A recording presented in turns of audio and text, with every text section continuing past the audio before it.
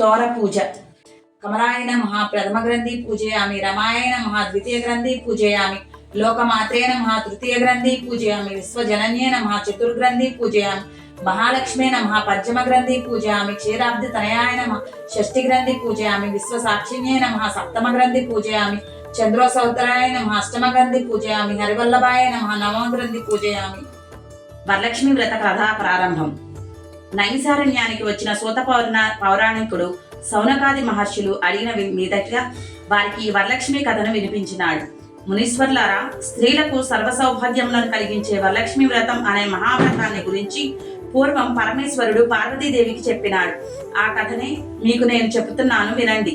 ధవళ కాంతులతో మెరిసిపోయే వెండి కొండ మీద బంగారు సింహాసనం మీద కూర్చుని ఉన్న పరమేశ్వరుని దగ్గరకు పార్వతి వచ్చి నమస్కరించి, ఓ దేవదేవ, భూలోకంలో ఉండే స్త్రీలు ఏ వ్రతం చేస్తే సర్వ సౌభాగ్యాలు, పుత్రపౌత్రాదులు, ధనకనక వస్తు వాహన సకల ఐశ్వర్యాలు పొందగలుగుతారో అటువంటి వ్రతం ఏదైనా సెలవివ్వండి అని అడిగాడు.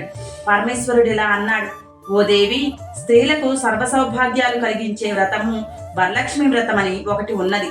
ఆ వ్రతాన్ని శ్రావణ పూర్ణిమకు ముందు వచ్చే శుక్రవారం నాడు చేయాలి. అనగా పార్వతీనాథ, ఆ వ్రతాన్ని ఎలా చేయాలి? దాని విధి విధానాలేంటివి? ఏ దేవతను పూజించాలి? పూర్వం ఎవరైనా ఈ వ్రతం చేసి ఫలితాన్ని పొందినారా? ఈ సంగతులన్నింటినీ వివరంగా చెప్పండి అని అడగగా పరమశివుడు ఇలా చెప్పడం ప్రారంభించాడు. శైలరాజనందిని, పూర్వం మగధ దేశంలో కుండిన నగరం అని ఒక పట్టణం ఉంది. అది ధర్మాత్ములు, పుణ్యాత్ములు అయిన ప్రజలతో నిండి ఐశ్వర్యాలతో తులతూగుతూ ఉన్నది. ఆ నగరంలో ఒక బ్రాహ్మణ కుటుంబం ఉంది. ఆ ఇంటికి కోడలుగా వచ్చిన చారుమతి అనే యువతి చాలా ఉత్తమురాలు. ఆమె ప్రతిరోజు ఉదయాన్నే మేల్కొని ఇంటి పనులు చూచుకొని స్నానము చేసి భర్తను దైవంగా పూజించి అత్తమామలకు సకలోపచారాలు చేసి అందరినీ ఇష్టంగా మితంగా మాట్లాడుతూ గృహకృత్యాలు చేసుకుంటూ ఉండేది. ఇంటిలోని వారి చేతనే కాక ఊరిలోని వారి చేత కూడా మంచి ప్రశంసలు పొందింది. ఇటువంటి సదాచార సంపత్తి, సద్వర్తనము కలిగి ఆ చారుమతి మీద జగన్మాత అయిన వరలక్ష్మీదేవికి అనుగ్రహం కలిగింది. ఆమెకు ఒకనాటి రాత్రి కలలో ప్రత్యక్షమై, చారుమతి, నేను వరలక్ష్మీదేవిని. నీ సద్గుణాలను చూసి సంతోషించి నిన్ను అనుగ్రహించాలని వచ్చాను. శ్రావణ పూర్ణిమకు ముందు వచ్చే శుక్రవారం నాడు నన్ను యథావిధిగా భక్తి శ్రద్ధలతో పూజించు, నీవు కోరిన వరాలిస్తాను అని చెప్పింది.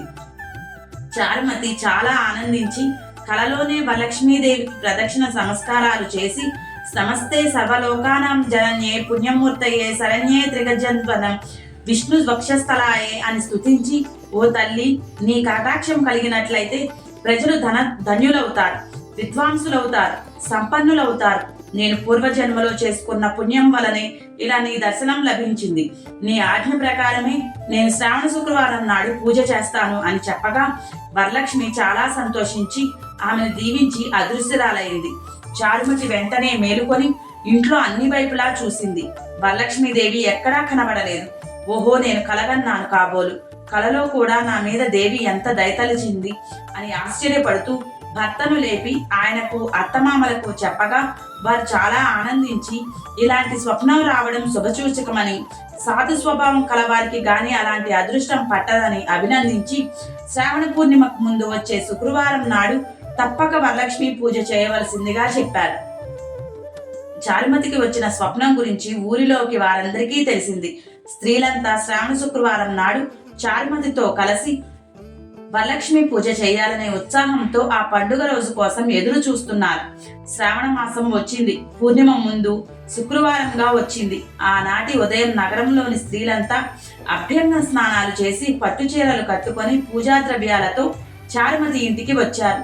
చారుమతి అప్పటికే అభ్యంగ స్నానాది కృత్యాలను పూర్తి చేసుకొని సిద్ధంగా ఉంది. స్త్రీలందరూ చారుమతితో కలిసి పూజా గృహాన్ని గోమయంతో అలికి ముగ్గులు పెట్టి అలంకరించి ఒక పెద్ద పీట వేసి దాని మీద కొత్త వస్త్రం పరిచి బియ్యం పోసి మండపం ఏర్పరిచి కలశం పెట్టి పంచపల్లవాలను దానిలో ఉంచి ఆ కలశంలో వరలక్ష్మీదేవిని ఆవాహన చేసి భక్తి శ్రద్ధలతో ధాన్య వాహనాది షోడశోపచార పూజలు చేసి నానావిధ ఫలములు భక్ష్యభోజ్యములు నివేదన చేసి నీరాజన మంత్ర పుష్పాలను సమర్పించి 9 గ్రంథులతో గల తోరాలను కుడి చేతికి కట్టుకొని వరలక్ష్మీదేవికి మొదటి ప్రదక్షిణం చేశారు. ఆ స్త్రీలందరి కాళ్ళ నుండి కళ్ళు కళ్ళుమనే శబ్దం వినిపించింది. చూసుకోగా కాళ్లకు అందరు కనిపించాయి. ఓహో, ఇదంతా వరలక్ష్మి కటాక్షమే అని సంతోషించి వారంతా రెండో ప్రదక్షిణం చేశారు. దగదగా మెరుస్తున్న కంకణాలు చేతుకు వచ్చాయి. మూడో ప్రదక్షిణం కూడా చేశారు. ఇంకా చెప్పనేముంది, ఆ స్త్రీలంతా సర్వాభరణ భూషితులైనారు. ఆ స్త్రీలందరి భవనాలు సువర్ణమయములైపోయాయి. రథగజ తురాగాది వాహనాలను పరివారంతో మహారాజ భవనాల్లా ప్రకాశించాయి. ఆ స్త్రీలందరినీ వారి వారి ఇళ్లకు తీసుకుపోవడానికి గుర్రాలు, ఏనుగులు, రథాలు మొదలైన వాహనాలు వచ్చి చారుమతి ఇంట ముందు నిలబడ్డాయి. తరువాత కల్పోక్త విధానంగా పూజ చేయించిన బ్రాహ్మణోత్తమునికి గంధ పుష్పాలతో పూజ చేసి 12 కుడుములు వాయనం ఇచ్చి దక్షిణ తాంబూలాలను సమర్పించి నమస్కరించి ఆశీర్వాదాలు పొందినారు. వరలక్ష్మీదేవినికి నివేదించిన పదార్థాలను బంధుమిత్రులతో కలిసి ఆరగించి తమ కోసం వచ్చిన వాహనాలెక్కి తమ ఇళ్లకు పోతూ చారుమతీదేవి ఎంతటి భాగ్యవంతురాలు! వరలక్ష్మి స్వప్నంలోనే ఆమెకు సాక్షాత్కరించింది. ఆమెతో పాటు పూజ చేసుకున్నందుకు మనం కూడా అదృష్టవంతులమైనాము. సజ్జన సహవాసం చేస్తే సకల శ్రేయస్సులు కలుగుతాయనడానికి ఇంతకంటే నిదర్శనం ఇంకేం కావాలి అని పొగిడారు. ఆ తరువాత ప్రతి ఏటా ఈ శ్రావణ శుక్రవారం పూజ వారాంతం చేస్తూ వచ్చారు. ఆ సాంప్రదాయమే తరతరాలా సంక్రమించి ఈనాటి వరకు వచ్చింది. ఓ పార్వతి, ఉత్తమమైన వరలక్ష్మి వ్రతాన్ని అన్ని వర్ణాల వారు ఆచరించవచ్చు. ఆచరించిన వారికి ఆ వరలక్ష్మీదేవి సకలైశ్వర్యాలను ప్రసాదిస్తుంది. ఈ వరలక్ష్మి వ్రత కథను వినేవారికి, చెప్పేవారికి కూడా ఆ జగన్మాత సర్వాంఛలను సిద్ధింపచేసి ఆయురారోగ్య భోగభాగ్యాలంతలం చేసి అనుగ్రహిస్తుంది. వరలక్ష్మి వ్రత కథ సమాప్తం. క్షమాపణ ప్రార్థన. అపరాధ సహస్రాన్ని క్రియంతే హర్నిశయం మాయా దాసోయమితం మాత్వా క్షమస్తా జగదీశ్వరి. ఆవాహనం నా జనామి విసర్జనం పూజా విధనం నా జనామి క్షమస్వ జగదీశ్వరి. మంత్రహీనం క్రియాహీనం భక్తిహీనం మహేశ్వరి. యత్పూజితం మయా దేవి పరిపూర్ణం తదాస్తుతే.